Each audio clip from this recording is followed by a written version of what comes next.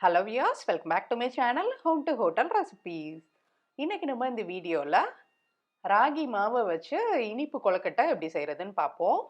First நம்ம அடுப்புல ஒரு பேனை ஹீட் பண்ணிட்டு இதுல 2 டீஸ்பூன் நெய் சேர்த்துக்குவோம். இன்னைக்கு நான் இந்த பவுல்ல மெஷர்மென்ட்க்கு எடுத்துக்கிறேன். நீங்களும் இதே மாதிரி ஒரு கப் எடுத்துக்கோங்க. ஆனா அதே கப்ல எல்லா இன்கிரீடியன்ட்ஸையும் மெஷர் பண்ணிக்கோங்க. இந்த கப்ல 1 கப் கேழ்வரகு மாவு எடுத்திருக்கேன். இதே கப்ல அடுத்தது அரை கப் அளவு அரிசி மாவு. அரிசி மாவு வந்து ரெடிமேடா பாக்கெட்ல வாங்கின அரிசி மாவு தாங்க யூஸ் பண்ணியிருக்கேன். இப்போ நம்ம அடுப்பை லோ ஃப்ளேமில் வச்சுட்டு ஒரு 3 நிமிஷம் நல்லா ஃப்ரை பண்ணி எடுத்துக்குவோம். 3 நிமிஷம் கழிச்சு பார்த்தீங்கன்னா நல்லா ஒரு வாசனை வரும். ராகி மாவு நெய்யில் நல்லா வறுபட்டதுக்கு அப்புறமா நல்ல வாசனை வரும். இப்போ நம்ம அடுப்பை ஆஃப் பண்ணிட்டு இதை வேற ஒரு பாத்திரத்தில் மாற்றி வச்சுக்கிறேன்.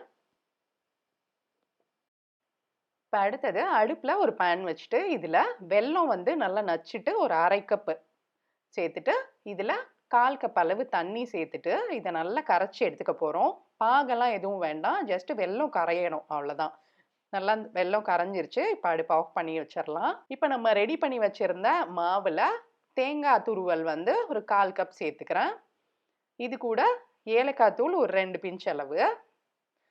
இப்போ நம்ம வெல்லம் கரைச்சி வச்சுருக்கோம்ல அந்த தண்ணியை சேர்த்துக்கலாம். பாதி சேர்த்துருக்கேன். ஃபுல்லாக எடுத்தோன்னே ஃபுல்லாக சேர்க்க வேணாம், ஒரு பாதி சேர்த்துட்டு நல்லா இந்த மாதிரி வடிகட்டி யூஸ் பண்ணிக்கோங்க, வெல்லத்தில் அழுக்கு இருக்கும். இப்போ இதை நல்லா மிக்ஸ் பண்ணுவோம்.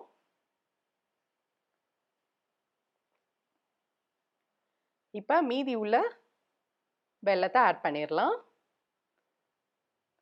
இப்போ இதை நல்லா மிக்ஸ் பண்ணுங்க.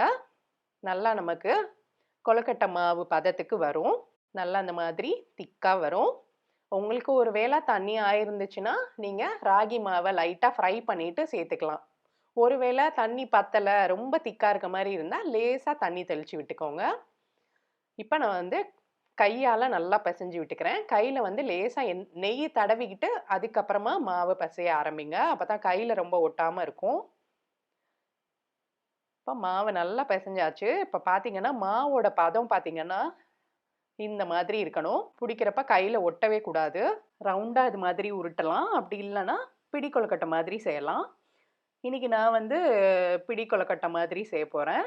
நல்லா அது மாதிரி அழுத்தி 4 விரலால் பிடிச்சிங்கன்னா இந்த ஷேப்பில் வந்துடும்.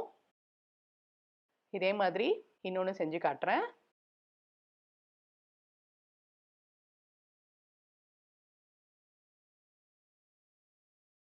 இப்போ நான் வந்து நம்ம ரெடி பண்ண மாவுல இருந்து ஒரு 15 பிடி கொழுக்கட்டை வந்திருக்கு நமக்கு. இதை ரெடி பண்ணி வச்சுட்டேன். அடுத்தது இதை நம்ம வேக வச்சிருவோம். இட்லி பாத்திரத்தில் தண்ணி நல்லா சூடானதுக்கு அப்புறமா மேலே அந்த மாதிரி தட்டில் துணி வச்சுட்டு நம்ம பிடிச்ச கொழுக்கட்டை எல்லாத்தையும் வச்சுட்டு 15 நிமிஷம் வேக வைக்கணும். இப்போ 15 நிமிஷம் ஆயிடுச்சு. பாருங்க, கொழுக்கட்டை நல்லா வெந்திருக்கு. அவ்வளோதான், ராகி இனிப்பு கொழுக்கட்டை ரெடி.